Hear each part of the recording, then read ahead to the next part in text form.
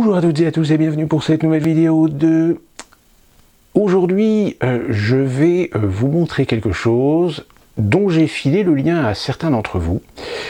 Peut-être que vous connaissez Christian Combaz. Christian Combaz est un essayiste, un auteur, un écrivain, journaliste à 16 heures, plutôt tendance conservateur, voire souverainiste, et qui depuis quelques années officie sur YouTube du fait que, évidemment, de par ses articles, de par ses idées, il a été rapidement cancellé de la part des médias mainstream, on va dire, et s'amuse maintenant sur YouTube à nous faire des petites vidéos de temps en temps sous le label de la France de Campagnole.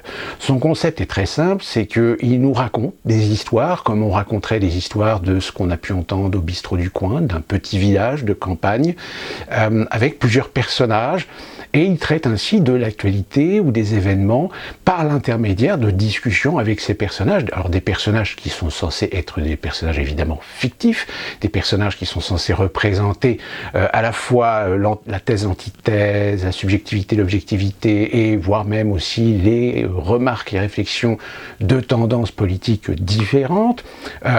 Quoique peut-être ces personnages existent réellement, je n'en sais rien, il faudra peut-être un jour lui demander, mais voilà, c'est son champ narratif qui est assez amusant et assez intéressant, mais qui par ce champ narratif, finit par parfois nous donner des petites données, des petites informations intéressantes. Et là, dans cette vidéo qui s'appelle « 14 juillet risque d'être plein de surprises cette année », il nous dit des choses finalement qui rejoignent un petit peu à ce dont on a parlé dans ces vidéos, de ce dont on a parlé dans nos commentaires ensemble avec vous.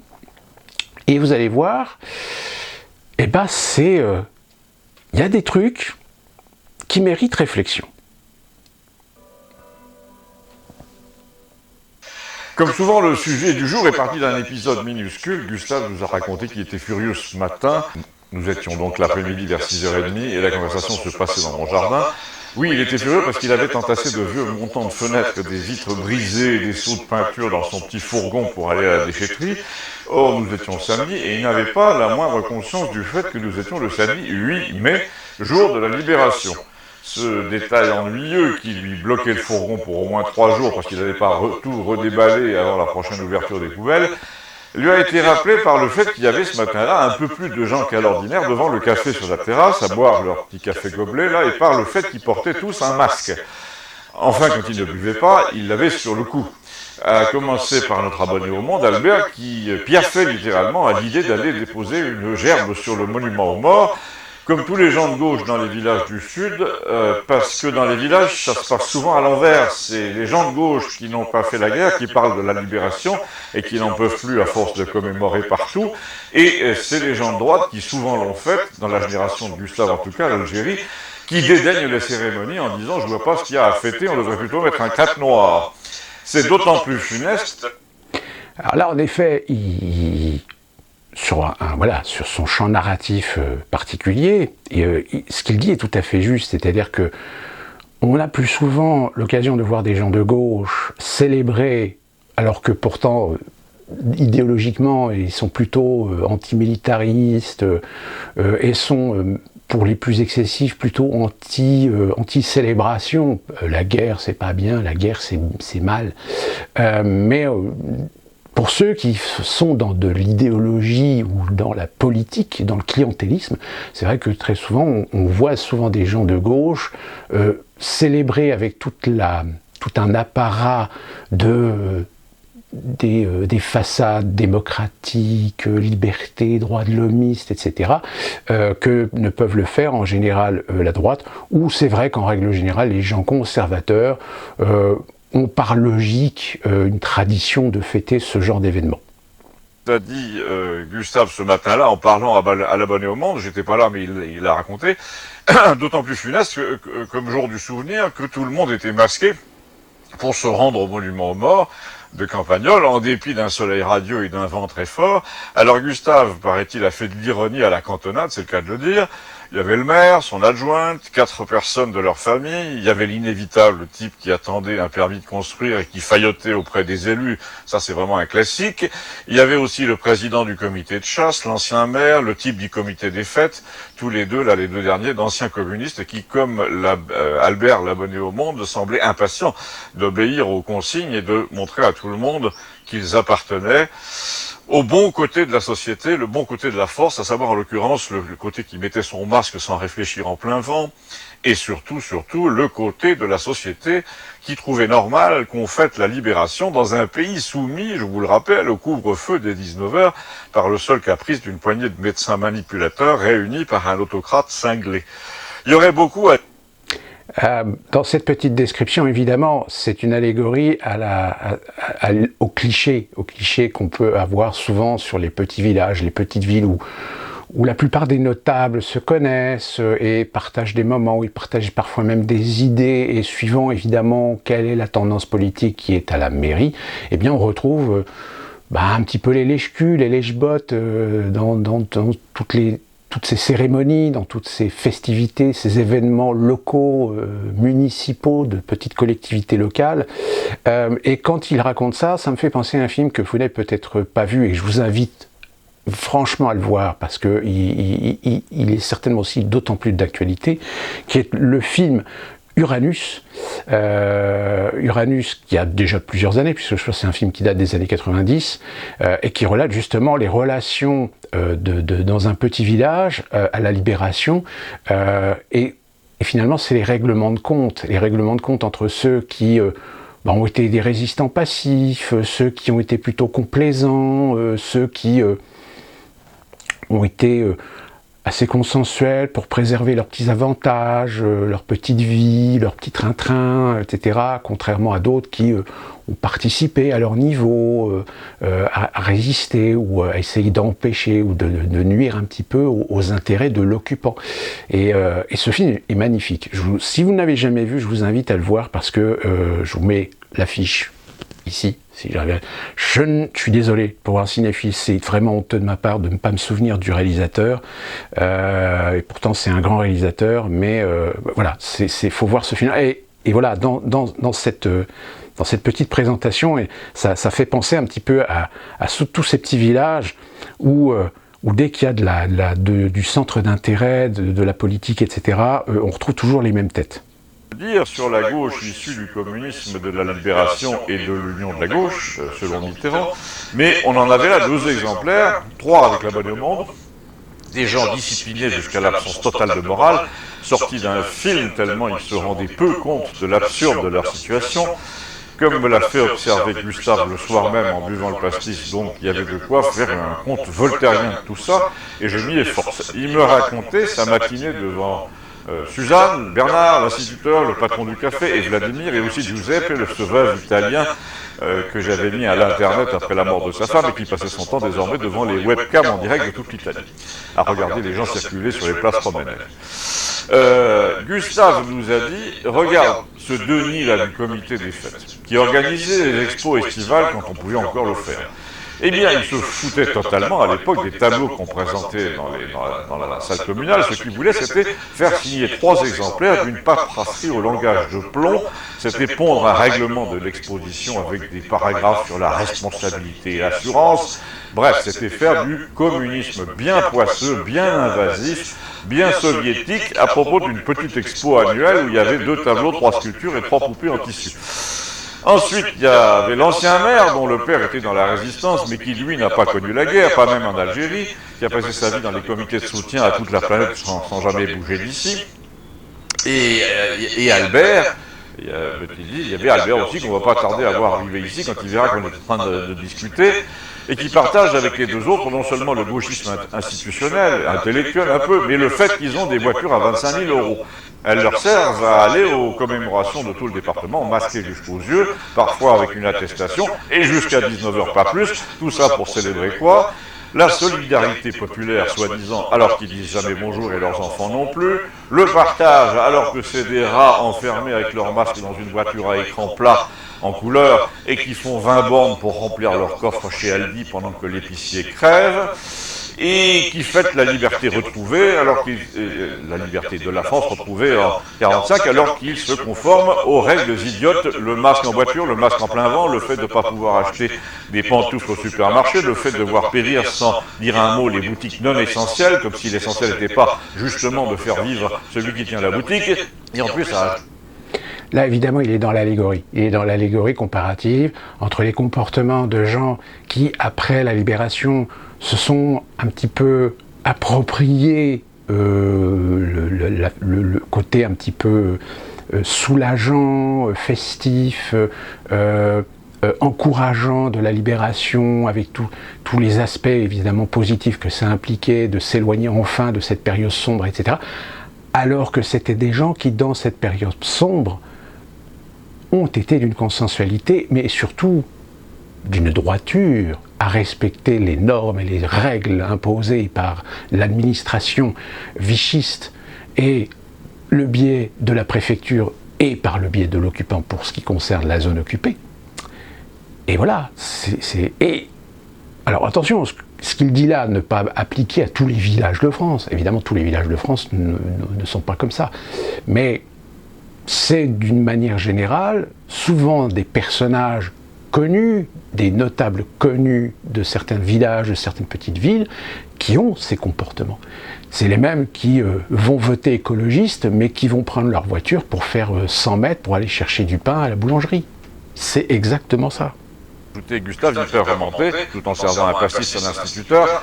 Par curiosité, tout à l'heure, j'ai regardé la cérémonie aux Champs-Élysées à la télé, encore plus grotesque, toujours en plein vent, à 4 mètres de distance les uns des autres. Il fallait voir ces anciens présidents de la République et ces gradés réunis sous l'Arc de Triomphe dans un Paris qui ressemblait à celui de l'occupation allemande le jour de la visite du Führer avec von Scholtitz. Pas un Pékin dans les rues et personne pour leur hurler de loin: bande d'hypocrites, vous avez ruiné la France, vous avez éborgné et liquidé les manifestants, vous avez poussé les propriétaires de salles de sport, les professeurs de yoga, les tenanciers de boîtes de nuit, les festivals, les cafetiers, les artisans d'art au suicide, vous avez affamé les étudiants, fabriqué des SDF par milliers pendant que vous logiez les réfugiés à l'hôtel en leur distribuant des cartes bleues, et l'instituteur a fait observer que justement toute l'armée n'était pas dans l'approbation en ce moment et que ça faisait plaisir de voir la France des celles et ceux rappelés vertement à l'ordre par des généraux qui, au passage, savent accorder les pronoms relatifs en genre et en nombre. Ça nous changeait un peu des vocaux.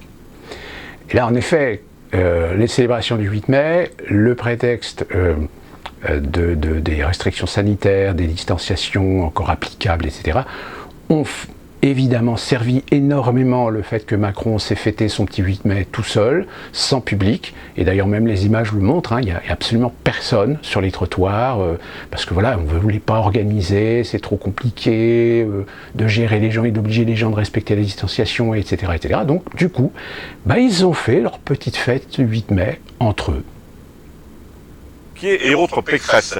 Là, Léon est arrivé à un point nommé pour que nous lui réclamions une prophétie sur les militaires, puisqu'il venait d'y avoir une deuxième pétition.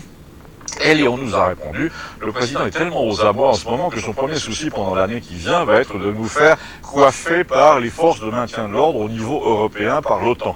Il va vouloir noyer le mécontentement de nos forces armées à nous. Alors ça, le 14 juillet, par exemple, cette année, a dit Léon, va être terrible, mes amis, parce que le président va en faire des tonnes sur les forces étrangères, la coopération, il va multiplier les hommages aux bataillons étrangers, l'armée de l'air allemande va arriver, et tout ça va chanter les louanges de l'avion chasseur européen, tu vas voir. Pour essayer de noyer la colère des contradicteurs, Macron ne peut pas se passer de vouloir gifler en douce ceux qu'il a dans le nez. C'est un type qui parle tout le temps d'unité en téléphonant par en dessous pour essayer de diviser les rangs de ses ennemis. Et c'est tout à fait ça. C'est tout à fait ça. On en a dans les vidéos, j'ai souvent émis cette évidence, c'est que j'ai même ajouté qu'il a pété plus haut que son cul, ce qui lui a valu de temps en temps d'avoir des alertes ou des avertissements. Mais la seule façon pour Macron de se maintenir au pouvoir, c'est l'Europe. C'est voir tout par l'Europe, c'est tout donner à l'Europe. De toute façon, on le voit bien dans ses discours. Tous les discours qu'il fait, il ne peut pas s'empêcher de parler de l'Europe. Il a nécessairement besoin de marquer du clou avec le marteau l'Europe, l'Europe, l'Europe. C'est pas que la France. La France n'a pas affronté toute seule. le Covid, c'est l'Europe tout entière. Et d'ailleurs, le discours qu'il a tenu récemment lors de la commémoration, je crois, puisque je crois qu'on a fêté l'anniversaire de la création de l'Union européenne, ou enfin je ne sais plus exactement la dénomination de cet événement. Et là encore, il a tenu un discours, mais complètement irréaliste, complètement à côté de la plaque. Même son homologue, enfin c'était pas son homologue, mais l'un des représentants italiens, a quand même donné certains aspects en disant oui, l'Europe c'est bien, c'est génial et tout, mais l'Europe elle a quand même montré des signes de faiblesse dans la gestion du Covid.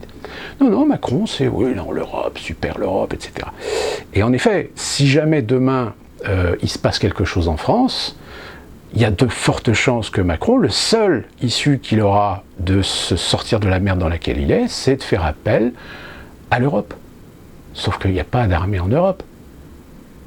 Donc qui va aller chercher? L'OTAN? Les Américains? Et là, il va essayer de prouver que l'armée française s'est dépassée, c'est un pion dans un ensemble beaucoup plus grand, et que quand elle s'inquiète pour la nation, non seulement elle est séditieuse, elle est hors la loi, mais elle sort de sa vocation militaire, puisqu'elle est donc désormais noyée dans l'OTAN, et qu'en gros, l'ordre sur le sol français va dépendre très bientôt, très prochainement, des troupes même de l'OTAN. Et ça rejoint ce que je vous ai déjà dit dans les vidéos, c'est qu'aujourd'hui l'intérêt des mondialistes, c'est de faire des conglomérats d'autorité, c'est-à-dire pas seulement armée, mais aussi police, maintien de l'ordre, parce que aujourd'hui, évidemment, comme je l'ai dit dans ma précédente vidéo, si demain Macron fait appel à l'armée, ça veut dire que s'il y a une insurrection, s'il y a une révolution, il va demander à des militaires français de tirer sur le peuple français.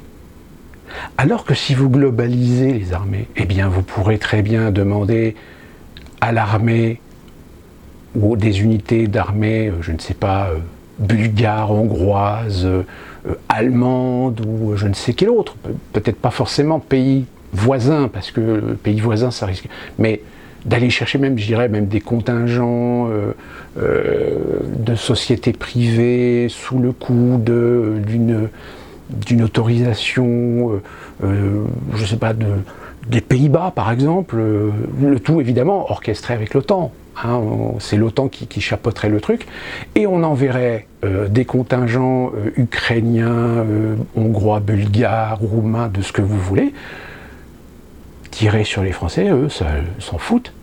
Eux, ils suivront les ordres, parce qu'ils ont la solde à la fin du mois. Donc, c'est pas leur pays, c'est pas leur nation, c'est pas leur patrie. Vous voyez ce que je veux dire? C'est ça qu'ils veulent faire. Léon a conclu, il va essayer de réveiller le thème de l'ennemi intérieur et des traîtres aux intérêts du pays, à propos de l'armée, mais pas de chance, le dossier de toutes les occasions où il a donné les clés de la défense française à l'étranger va ressortir, en guise de réponse. Et c'est lui qui va être accusé d'avoir agi contre les intérêts de son pays. Je vous ai dit que ce dossier allait bientôt sortir, les Américains vont publier des trucs inattendus, je vous le prédis. Vous vouliez une intuition de voyance, là je le laisse, il y a un truc que je vois vraiment clairement, c'est que sa vraie nature va être découverte, comme pour Sarkozy, grâce à des écoutes.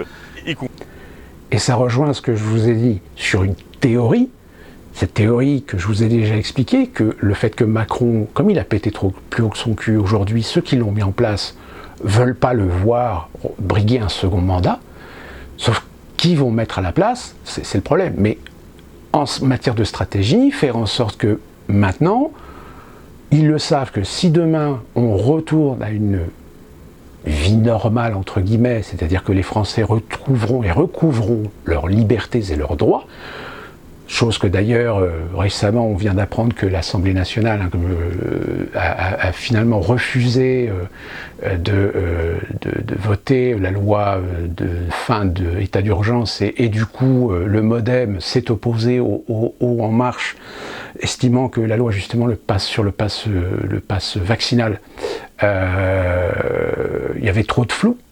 Donc déjà que le MoDem se mette en porte-à-faux de la majorité, plus particulièrement des En Marche,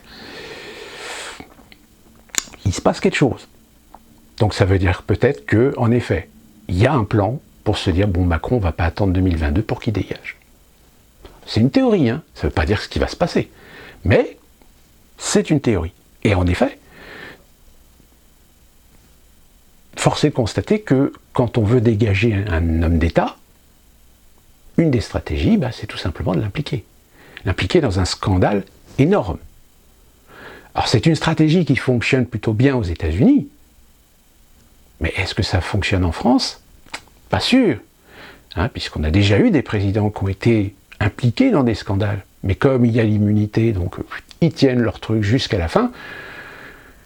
Et puis en général, on n'a pas, c'est pas dans la mentalité française de se dire voilà, je suis incriminé, etc. J'ai peut-être fauté, ou la justice est capable aujourd'hui de prouver que vous avez fauté. Bon, je ne suis plus digne de garder la fonction présidentielle, donc je démissionne. Ça, en France, non. On est trop encore dans cet état d'esprit monarchique, finalement. C'est-à-dire que c'est la noblesse, vous êtes les gueux. Donc c'est pas aux gueux, c'est pas la justice de dire qu'eux, ils doivent avoir de la morale. Compris les écoutes de campagne datant de 2017, je devine au sens propre là que ce personnage essentiellement double, fourbe, qui ne travaille que pour l'apparence, va être cloué à sa vérité, assez triste, par des enregistrements en provenance des services secrets anglo-saxons, enregistrements où il emploie en privé un langage ordurier contre ses adversaires dans le genre Nixon, vous savez.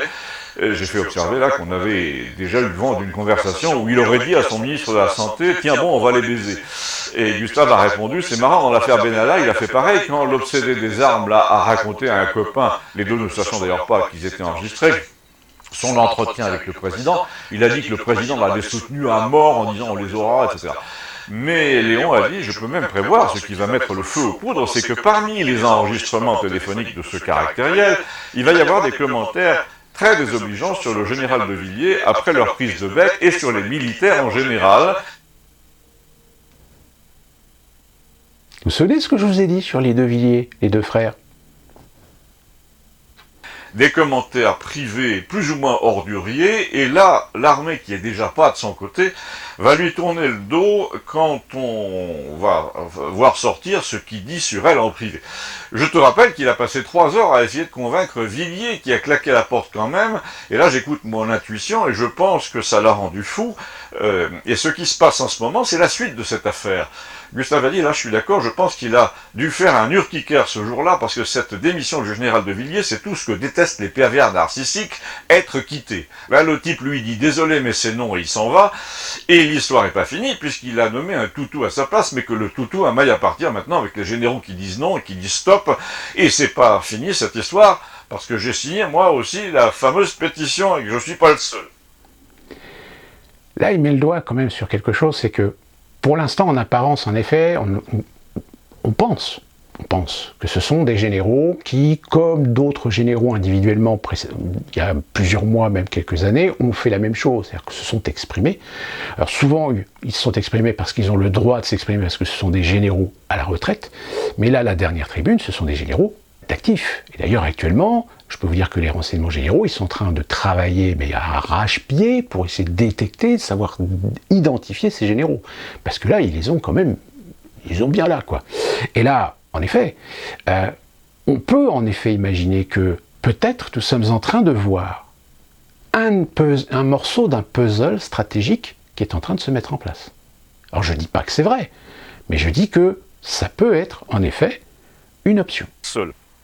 Et le jeune Vladimir, qu'on n'avait pas entendu, a dit « Moi je pense que les révélations vont venir des Russes. C'est eux qui ont le plus intérêt à monter la duplicité de ce monsieur. » Entre parenthèses, a-t-il dit à Léon, tu pourrais avoir raison sur toute la ligne, parce que le fameux Philippe, que tu voyais, Philippe de Villiers, que tu voyais rafler la mise il n'y a pas longtemps, se positionne de plus en plus en ce moment. Et là, ça rejoint ce que l'un d'entre vous a dit, que les deux Villiers avaient des liens avec la Russie. L'abonné au Monde a débarqué en disant « Ah, je vois que pour pas changer, on parle de Philippe de Villiers. » Et l'instituteur lui a dit « Oui, dommage que tu n'étais pas là, c'était très intéressant. » Léon est en train de remonter toutes les pièces du Lego devant nous. Là, il en manque une d'ailleurs, c'est que notre ami de Villiers a commencé à fricoter avec la nièce de qui vous savez. mais tu peux le dire, dit l'abonné au Monde, celle qui se fait appeler maréchal, et c'est pour ça qu'on dit la voilà. Mais tu sais que tu es drôle quand tu t'y mets, a dit l'instituteur. Non, sérieusement, a-t-il ajouté, moi je trouve que tout s'agence parfaitement en ce moment dans ce qu'on voit, dans ce qu'on devine, dans ce qu'on échafaude chez Léon. Et ce qui me frappe, moi, c'est la logique de tout ça. Première étape, t'as un type qui est élu sur front américain, avec des méthodes américaines, pour accentuer la vente de la France à la découpe aux sociétés américaines. Pour aplatir l'armée aussi, pour la noyer dans l'Europe, pour faire passer toutes les entreprises liées à la défense sous pavillon US. Ensuite, comme le type là, le Macron, est quand même très maladroit, très névrosé et complètement incontrôlable, il est lâché peu à peu par les Américains, il peut même plus se présenter à la présidentielle, vu... Ça rejoint un peu ce que je disais dans les précédentes vidéos. C'est qu'il est dans un état aujourd'hui où il n'est plus possible de le laisser en place. Mais que, en effet, qui pour le remplacer? Qui peut-on vendre au peuple français pour mettre en face de Marine Le Pen? Et d'ailleurs, récemment, vous avez Frédéric Lordon, que vous connaissez sans doute, qui a rappelé que pour lui, il y a actuellement des signes où l'on voit des gens de la Macronie en train de commencer à caresser dans le sens du poil un certain nombre de têtes d'affiche de l'extrême droite ou des souverainistes. Donc c'est que il est en train de se passer quelque chose en coulisses. Ce qu'on déballe à son sujet. Les services secrets balancent de quoi le faire tomber dès le mois de décembre, par exemple, donc il faut trouver des gens à mettre à sa place qui soient compatibles avec l'OTAN, tout en ayant l'air d'être des opposants farouches. Et les De Villiers. Philippe de Villiers, je rappelle, Philippe de Villiers et son frère, alors, je ne me souviens plus, enfin Monsieur le Comte, à chaque fois j'oublie leurs prénoms aux deux, je sais qu'il y en a un des deux qui s'appelle Philippe, enfin le politicien, on lui a souvent posé la question, mais est-ce que vous allez être candidat à l'élection? Il a dit non, moi ça ne m'intéresse pas. Mais si jamais il y a un coup d'État, si jamais il y a une révolution, si jamais pour X circonstances, X situations, Macron est invité à quitter le pouvoir. Imaginons que demain vous avez pendant 2-3 jours le feu à Paris, que les forces de l'ordre, vous allez commencer à voir des blessés, des morts de chaque côté. Qu'est-ce que vous croyez que les Américains vont faire? Les Américains, ils vont ordonner le cessez-le-feu tout de suite. Et dire à Macron, tu dégages. Tu te démerdes, mais tu pars de l'Élysée. Et qui, en effet, comme on l'a déjà dit dans plusieurs de mes vidéos, pourrait éventuellement prendre la place de façon temporaire pour remettre en place une république en remettant quelques valeurs souverainistes, etc. Pourquoi pas? Et je dirais même que j'irais plus loin. Peut-être que l'intérêt des Américains, c'est de se dire que pour sauver le dollar, peut-être qu'il serait déjà temps de se débarrasser de l'euro. Et qui plus est, si on fait en sorte de mettre les De Villiers sur le devant de la scène, De Villiers proches de la Russie, on sait qu'il y a beaucoup de Français qui apprécient la Russie, qui apprécient Poutine. Mais dans ce cas-là, ça veut dire qu'on va se mettre en opposition complète avec toute cette portion de Français qui considèrent Poutine comme un dictateur, etc. Et qui sont atlantistes par défaut. Parce qu'il faut bien adopter des doctrines. Donc, atlantistes, progressistes, etc. Et bien tous ces gens-là, tout d'un coup, vont se retrouver en slip. Non seulement ils vont se retrouver en slip parce qu'ils vont se rendre compte qu'on les a baisés depuis des décennies, on leur a fait croire monts et merveilles, menace de la démocratie et tout le tralala, et là, paf! On est sur le point peut-être de mettre un souverainiste à la tête du pays, pour peut-être, alors je ne sais pas, comme je l'ai dit dans ma précédente vidéo, peut-être changer la constitution, commencer à organiser des nouvelles élections présidentielles, etc. Et en effet, de tout le paysage politique français aujourd'hui, les De Villiers, avantage et inconvénient. L'inconvénient, c'est que les deux frères ne s'apprécient pas. Ils ne peuvent pas se blairer. Mais pour la France, un homme politicien, ancien politicien, carrière politique, passé par l'ENA, et un militaire, moi je dis, le tableau peut avoir un potentiel de séduction. Je dis bien peut avoir un potentiel de séduction. Ça ne veut pas dire que ça va être une solution miracle. Mais ça pourrait éventuellement, très sérieusement, être une bouée de secours. Bizarre, de l'autre côté, enfin un côté, Villiers-Philippe, qui par son frère général de l'OTAN, par ses entreprises à la Disneyland, a un pied à Washington, et la fameuse Marion Maréchal, qui l'invite dans son espèce d'école à Lyon. Tout ça colle très bien. On nous dit, il est vieux, il est caractériel, il a aucune chance, mais je réponds, elle est jeune et plutôt souple, et elle risque de téléphoner en plus à Philippot et à Dupont-Aignan. Aux États-Unis, on appelle ça un ticket. Gustave a dit, ça colle encore mieux si tu vois le sabordage des gaullistes qui viennent de changer de bateau pour monter dans le Titanic. Mais elle a dit qu'elle n'irait pas lutter contre sa tante.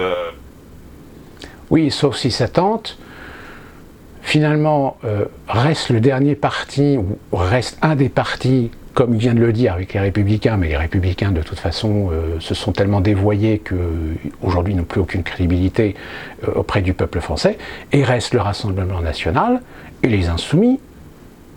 Bon, les Insoumis, pareil. Bon, ils ne représentent pas une force politique suffisante pour faire éventuellement un contre-pouvoir. Mais dans ce cas-là, ça veut dire que Marine Le Pen, eh bien, elle est clashée au poteau par sa nièce.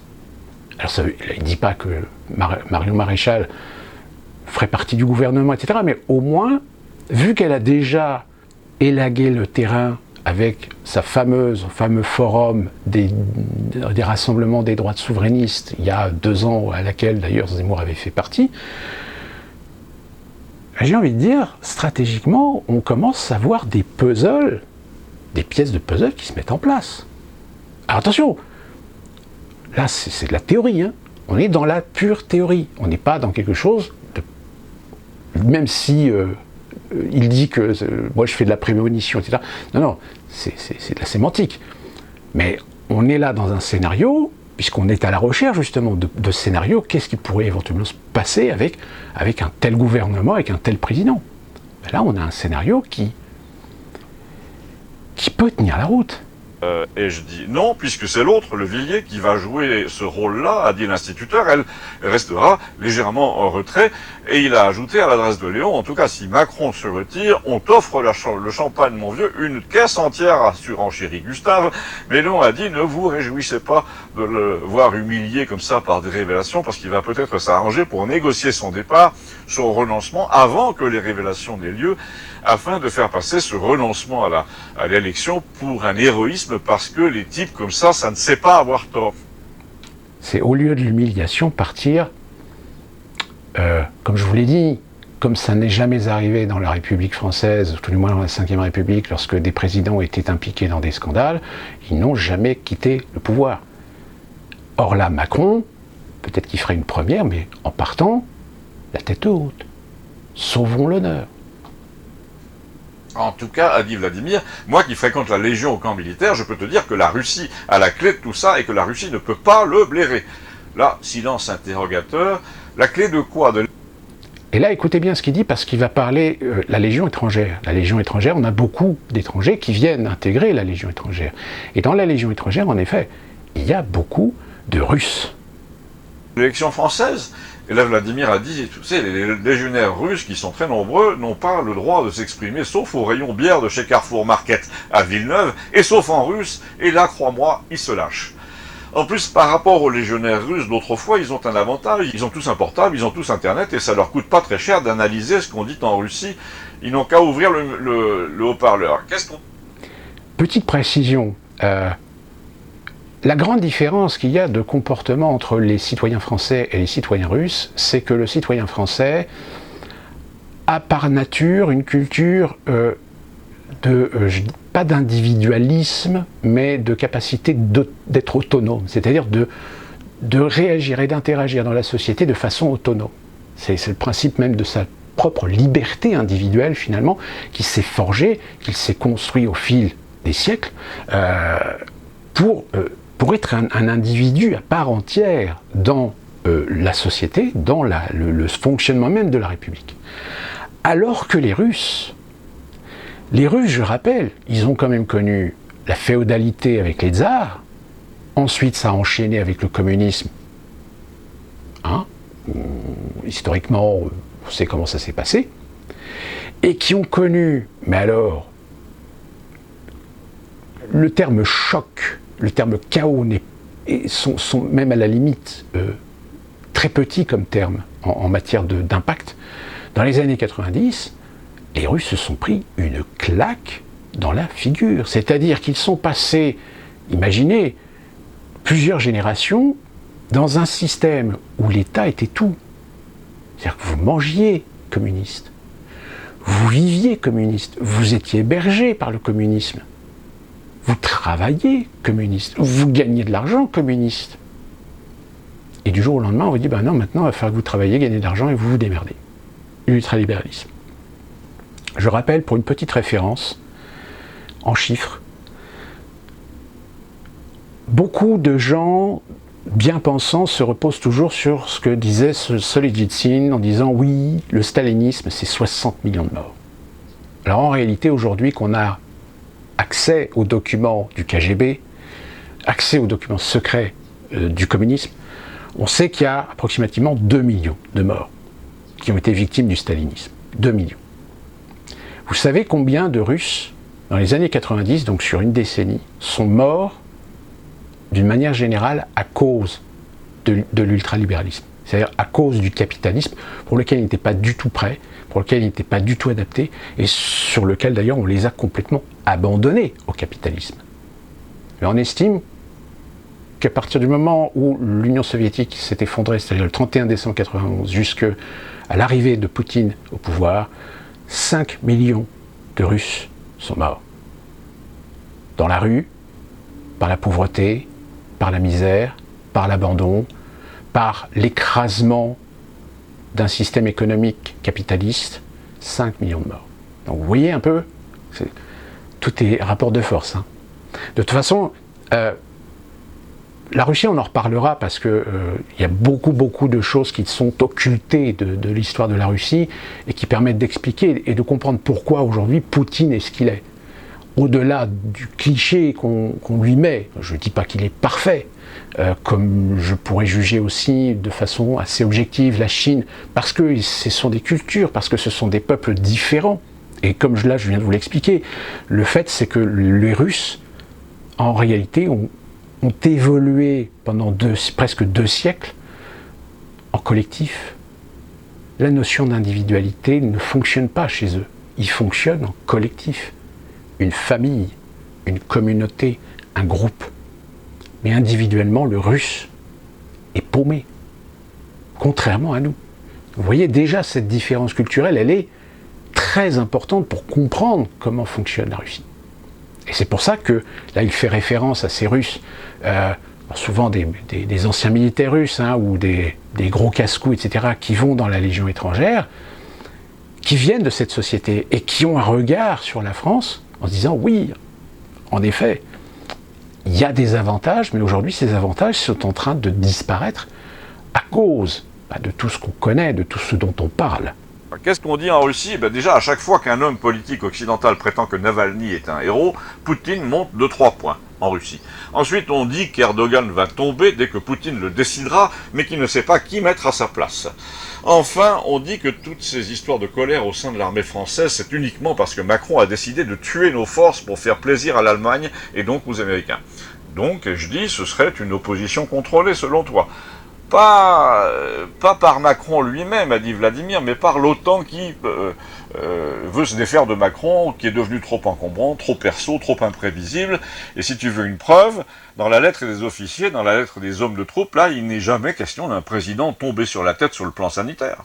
Les militaires qui disent qu'ils sont en charge des destin de la nation ne voient que des problèmes d'ordre public, mais ils se gardent bien d'aborder la question du masque obligatoire, des Là, ça rejoint...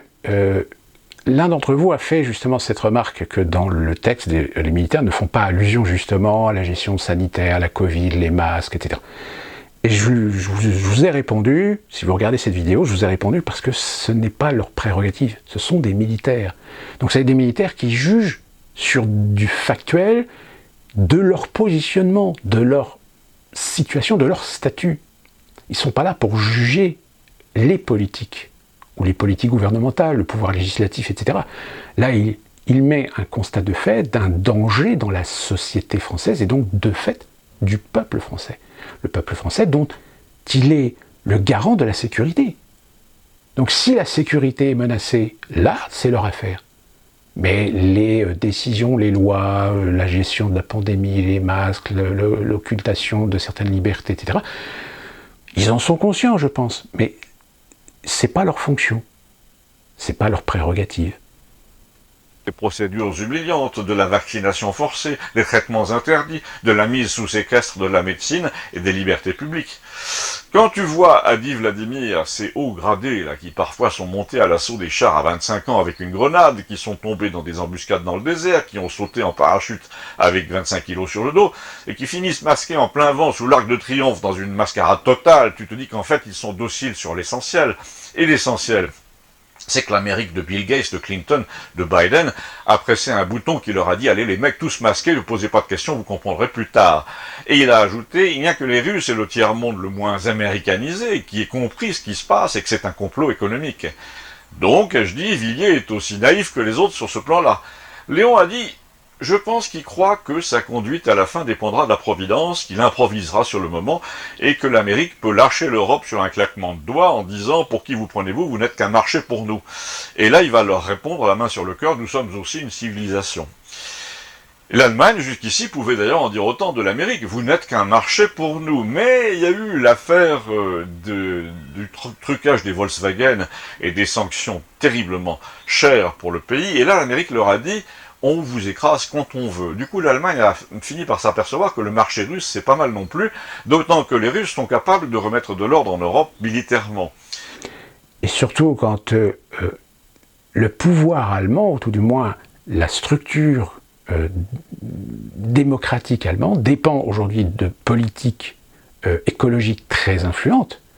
Je veux dire, les Allemands ont été assez, reconnaissons-leur, en avance sur les politiques écologiques. Et vu que l'écologie prend de l'importance, et plus particulièrement, encore une fois, dans les grands centres urbains, je veux dire, dans les grands centres urbains, aujourd'hui, l'écologie se développe de plus en plus, idéologiquement parlant. Et donc, de ce fait, si on veut maintenir le programme qu'ils se sont imposés énergétiquement, ils ont besoin de gaz.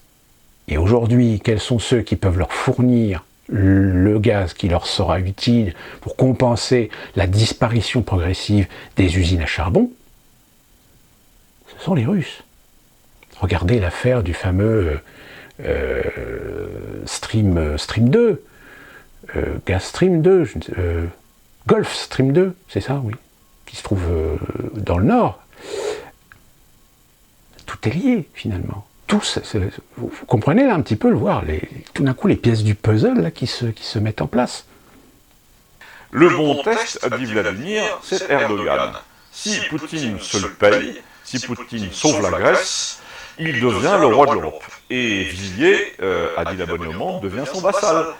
Et là, il s'est livré, conformément à sa nature assez sournoise, à toutes sortes de supputations selon lesquelles Villiers n'irait pas au bout, contrairement à ce que disait Léon, parce qu'il avait des casseroles et qu'elles allaient sortir.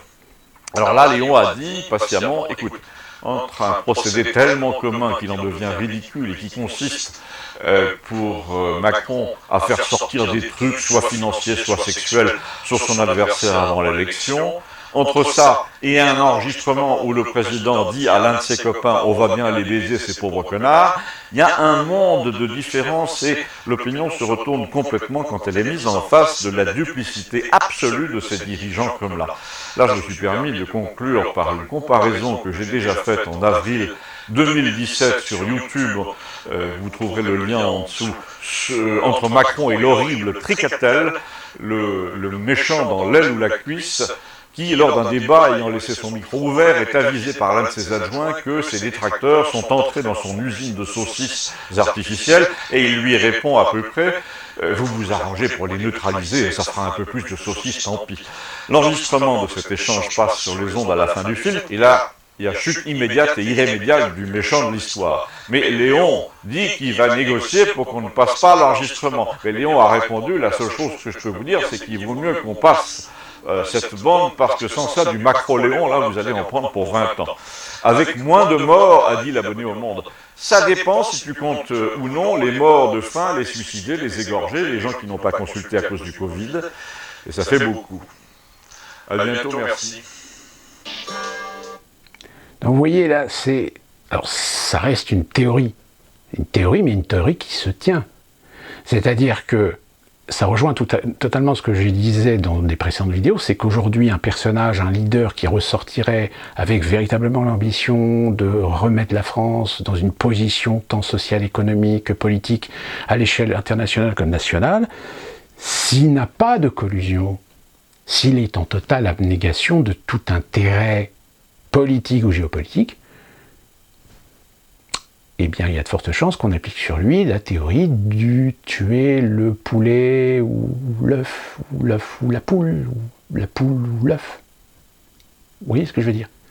Donc si jamais, à un moment donné, quoi qu'il se passe, on commence à voir émerger tout d'un coup des personnalités qu'on connaît, parce qu'il faut quand même des référents, il faut que les gens sachent de qui on parle. Je pense qu'en effet, la question de savoir, c'est qui est en réalité derrière. Et en ce qui concerne les De Villiers, même s'ils reprennent la France, même s'ils remettent avec une coalition d'un certain nombre de souverainistes, etc., j'ai plutôt l'impression de dire que ce soit les Américains ou les Russes, ou même les deux finalement, c'est de se dire, est-ce que, quelque part, en finalité de tout ça, ce ne serait pas en fait le sabordage de l'Union européenne, purement et simplement. Gain pour les Américains de sauver leur dollar, puisqu'ils éliminent de fait une monnaie du panier international, et à partir de là, évidemment, on est dans un système coalisé, c'est-à-dire que tout va dépendre des influences entre la Russie et les États-Unis, et vers qui l'Europe va basculer.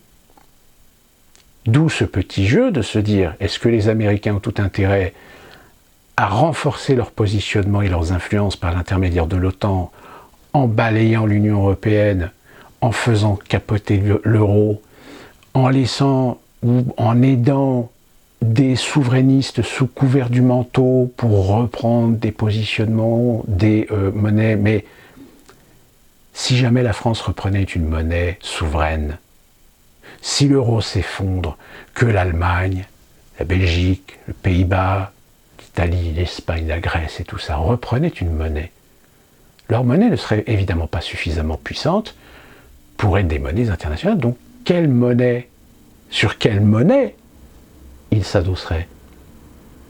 Le dollar. On reviendrait en fait 40 ans ou 50 ans en arrière. À l'époque, on était encore dans cette confrontation Est-Ouest. Et finalement, une fois que l'Europe, alors en effet, la France retrouverait sa souveraineté, etc., tout d'un coup, on redécouvrirait des alliances de bénéfices, on va dire, pour faire reconquérir l'économie, reconstruire les tissus économiques, relancer le chômage, l'emploi, pardon. Donc, en international, voilà, on nous laisserait, on nous donnerait une porte de sortie, je dirais, pour reconstruire un simulacre de souveraineté et de puissance économique. Sauf que le problème, dans ce que vient de nous expliquer Combaz, il y a un paramètre qu'il a oublié. Et ce paramètre est quand même pas négligeable. C'est la Chine. Aujourd'hui, la question de l'avenir est simple. Même si demain, l'Union européenne s'effondre, même si demain, la France retrouve sa souveraineté, comme la plupart de ses voisins européens, Même si demain, à la limite, on reconstruit une sorte d'union économique européenne, la CE, comme on l'avait avant, si vous voulez, c'est-à-dire trouver des accords d'harmonisation, etc., en dehors de tout aspect politique, etc., pourquoi pas? Mais à un moment donné, le choix, ça va être soit on joue avec les Russes ou contre les Russes. Et de fait, on joue avec les Américains ou contre les Américains. Parce que ceux qui seront les arbitres, ça sera la Chine. Donc en effet, tous les scénarios pour l'instant sont possibles. Mais avant de commencer à réfléchir à ces scénarios, là on est sur du moyen voire long terme. Il faut savoir où est-ce qu'on va sur le plan politique, national, de souveraineté, et comment éviter que demain des pays européens finissent par tomber entre les mains, en effet, du nationalisme totalitaire. Quoique, là je joue dans l'excès, hein, soyons d'accord. Mais très clairement, dans l'état aujourd'hui dans lequel la France est, elle a besoin de retrouver de la souveraineté. Point. Donc ça veut dire sortir de l'Union européenne, rebattre monnaie, et donc retrouver une souveraineté monétaire. Et après, c'est une question de diplomatie, c'est une question d'alliance, etc. D'où l'intérêt des deviers, qui sont, je dirais à la limite, à voile et à vapeur.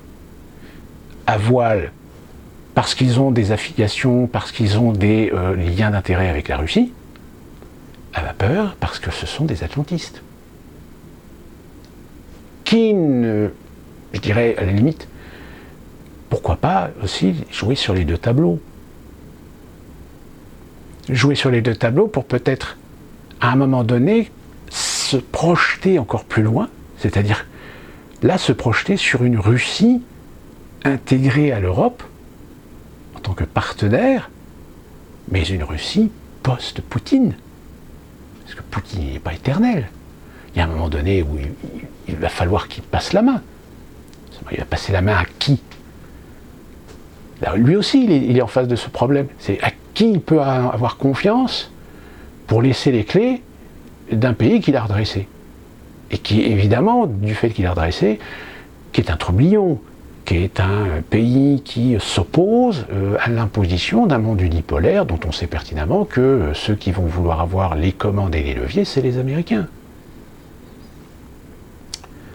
Donc vous voyez, là, on est vraiment là dans une époque charnière, où là, les choses, où les pièces du puzzle, ou même, je dirais, les pions, les pièces de l'échiquier sont en train de bouger un peu plus vite que d'habitude dans la stratégie géopolitique et économique mondiale.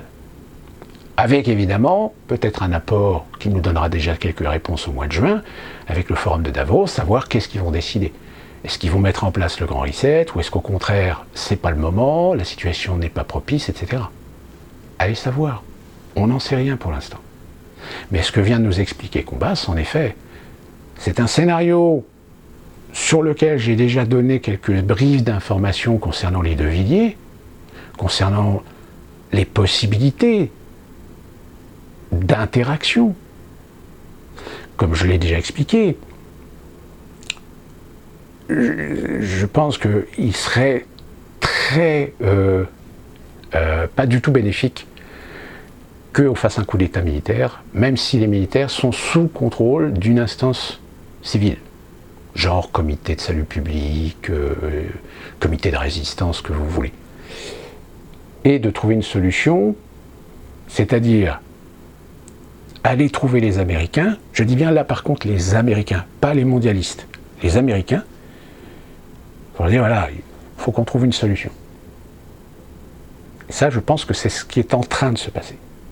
C'est-à-dire que je pense qu'il y a aujourd'hui une partie des mondialistes, comme je l'avais déjà expliqué dans une autre vidéo, où aujourd'hui je pense qu'il y a deux pôles chez les mondialistes, chez les globalistes, et dans ces deux pôles, il y en a un qui est peut-être plus conscient que l'autre, que la stratégie qu'ils ont choisie pour essayer d'asservir, de détruire les États-nations, etc., n'est pas la bonne.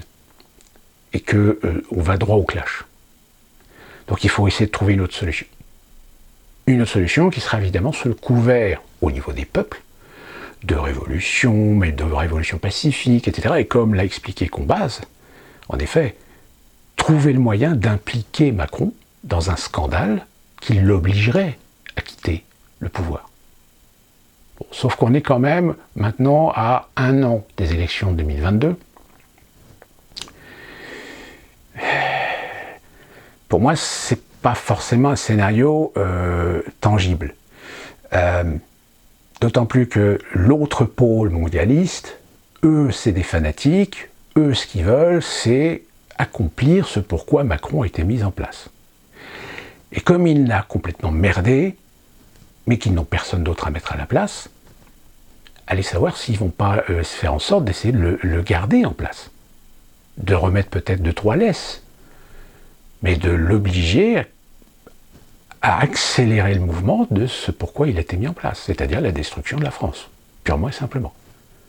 Déjà, aujourd'hui, je pense que les Français sont conscients qu'on a déjà des preuves de la destruction des services publics, de la santé, des retraites, de la protection sociale, protection chômage, de l'éducation nationale, et l'armée aussi.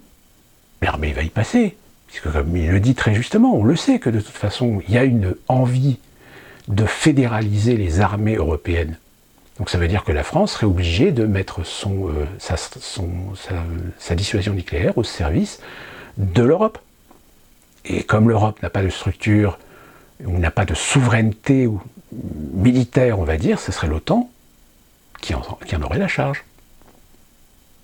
On le sait que c'est le plan, on le sait que c'est le projet. Donc voilà, je voulais partager cette vidéo avec vous, qui me semble intéressante dans ce sens où elle expose un scénario, je dis bien un scénario, possible, rien n'est impossible de nos jours, possible, mais qui n'est pas une fin en soi. Mais comme quoi, vous voyez, quand je parlais de De Villiers, finalement là, De Villiers, je ne suis pas le seul à en penser. Je ne suis pas seul à regarder attentivement ce qui se passe autour des De Villiers, leurs réactions, leur situation, parce que je suis plutôt d'instinct à 60% que les De Villiers vont avoir un rôle à jouer dans les mois, voire années à venir. Voilà pour cette vidéo. N'hésitez pas, commentaire, abonnez-vous, partagez, et nous on se retrouve très prochainement pour une nouvelle vidéo avec de nouvelles histoires à raconter.